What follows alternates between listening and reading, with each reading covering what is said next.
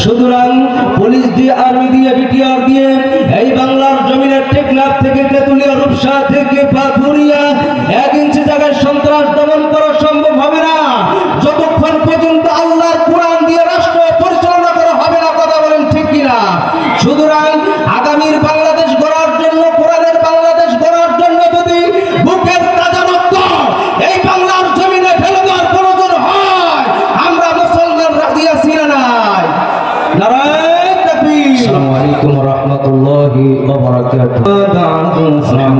আউযু বিল্লাহি মিনাশ শাইতানির রাজীম। বিসমিল্লাহির রাহমানির রাহিম। ইয়া আইয়ুহাল্লাযীনা আমানু হাল আদুল্লুকুম আলা তিজারাতিন তুনজিকুম মিন আযাবিন আলীম।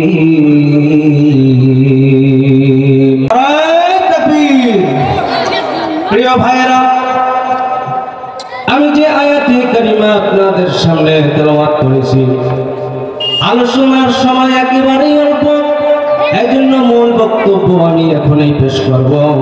আল্লাহ রাব্বুল আলামিন তাআলা ঈমানদারদেরকে ডাক দিয়ে বললেন, ইয়া আইয়ুহাল্লাযীনা আমানু হাল আদুল্লুকুম আলা তিজারাতিন তুনজিকুম মিন আযাবিন আলীম। বলুন আল্লাহু আকবার। আল্লাহ রাব্বুল আলামিন তাআলা বললেন, ও দুনিয়ার ঈমানদারেরা, আমি তোমাদেরকে এমন একটা ব্যবসার সন্ধান দেব, ওই ব্যবসাটা যদি তোমরা করতে পারো তাহলে জাহান্নামের আগুন তোমাদের জন্য হারাম হয়ে যাবে। বলুন সুবহানাল্লাহ। আল্লাহ রাব্বুল আলামিন তাআলা বললেন, এমন একটা ব্যবসার সন্ধান দেব, এমন একটা বিজনেসের সংবাদ তোমাদেরকে দিয়ে দেব, ওই ব্যবসাটা যদি তোমরা করো তাহলে তোমাদের জন্য জাহান্নামের আগুন হারাম হয়ে যাবে। তাহলে আল্লাহ যে ব্যবসার সন্ধান দিলেন, সেই ব্যবসা আমরা করতে চাই কি চাই না? আমরা সেই ব্যবসায় করতে চাই যেই ব্যবসায় কোনো লস নাই। দুনিয়াতে যারা ব্যবসা করেন, ব্যবসায় লাভ আছে যেমন, লসও আছে তেমন, কিন্তু আল্লাহ তাআলা যেই ব্যবসার সন্ধান দিলে সেই ব্যবসায় কোনোদিন লস হওয়ার সম্ভাবনা নাই। বলুন সুবহানাল্লাহ। সেই ব্যবসাটা কি হবে? আল্লাহ রাব্বুল আলামিন তাআলা বললেন, সেই ব্যবসার পুঁজি হচ্ছে 3টা। আল্লাহ রাব্বুল আলামিন তাআলা বললেন, তুমিনুনা বিল্লাহি ওয়া রাসূলিহি ওয়া তুজাহিদুনা ফি সাবিলিল্লাহ। আল্লাহু আকবার। ব্যবসার 1 নম্বর পুঁজি হতে হবে আল্লাহ তাআলার প্রতি ঈমান আনতে হবে, এটাই হচ্ছে ব্যবসার 1 নম্বর পুঁজি। বলুন সুবহানাল্লাহ। তাহলে আমরা কি আল্লাহর প্রতি ঈমান এনেছি? আমরা কি আল্লাহর প্রতি ঈমান এনেছি? আর যারা আল্লাহর প্রতি ঈমান আনবে, আল্লাহ রাব্বুল আলামিন তাআলা জানিয়ে দিলেন, যারা আমার প্রতি ঈমান আনবে আমি তাদেরকে পরীক্ষা করব। আল্লাহ রাব্বুল আলামিন আমাদেরকে পরীক্ষা করবেন, ঈমানদারদেরকে পরীক্ষা করবেন। আল্লাহ রাব্বুল আলামিন তাআলা জানিয়ে দিয়েছেন, আহাসিবান নাসু আন ইউতরাকু আন ইয়াকুলু আমান্না ওয়া হুম লা ইফতানুন। বলুন আল্লাহু আকবার। আল্লাহু আকবার। আল্লাহ রাব্বুল আলামিন তাআলা বললেন, তোমরা কি মনে করছো ঈমান এনেছি এই কথাটুকু বললেই আমি রব্বুল আলামিন তোমাদেরকে ছেড়ে দেব? আমি আল্লাহ কি তোমাদেরকে পরীক্ষা করব না? তাহলে ঈমানদার দাবি করবে যারা, ঈমানের অগ্নি পরীক্ষার সম্মুখীন হবে তারা। কথা বলেন ঠিক কিনা? ঈমানের দাবি যারাই করবে, পরীক্ষা তাদেরকে দিতে হবে। ঈমানের দাবি করেছিলেন হযরত বেলাল, ঈমানের দাবি করেছিলেন হযরত খাব্বাব, ঈমানের দাবি করেছিলেন হযরত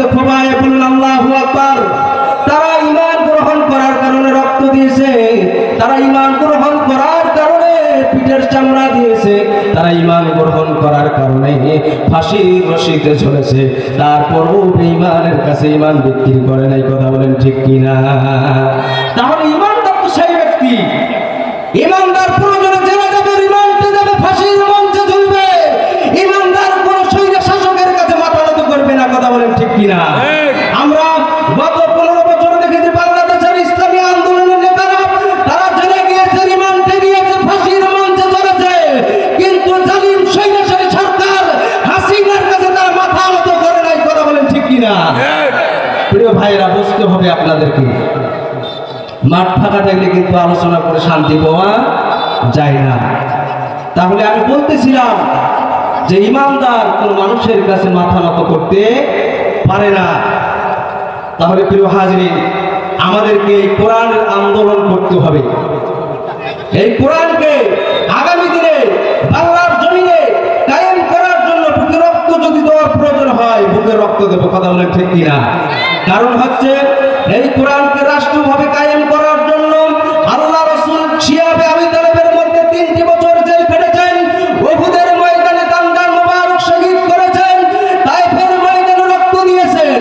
এই কোরআনকে রাষ্ট্রভাবে কায়েম করার জন্য সাহাবায়ে কিরাম রক্ত দিয়েছেন, জীবন দিয়েছেন। এই কোরআনকে এই বাংলার জমিনে রাষ্ট্রভাবে কায়েম করার জন্য মতিউর রহমান নিজামী জীবন দিয়েছেন। এই কোরআনকে রাষ্ট্রভাবে কায়েম করার জন্য গোলাম আযম জীবন দিয়েছেন। এই কোরআনকে রাষ্ট্রভাবে কায়েম করার জন্য কোরআনের বুলবুল, কোরআনের পাখি আল্লামা দেলোয়ার হোসেন সাঈদী জীবন দিয়েছেন। কথা বলেন ঠিক কিনা? সুতরাং মুসলমান, আগামী দিনে কোরআনকে রাষ্ট্রভাবে কায়েম করার জন্য যদি বুকের তাজা রক্ত এই বাংলার জমিনে ঢেলে দেওয়ার প্রয়োজন হয়, কাফনের কাফন মাথায় বেঁধে জিহাদের ময়দানে নামার জন্য কারা কারা রাজি আছেন? 2টি হাত দেখতে চাই। নারায়ে তাকবীর, লিল্লাহি তাকবীর, আল্লাহু আকবার। আল্লাহ রাব্বুল আলামিন হাত কবুল করুন। ওয়া মা তাওফীক ইল্লা বিল্লাহ। আসসালামু আলাইকুম।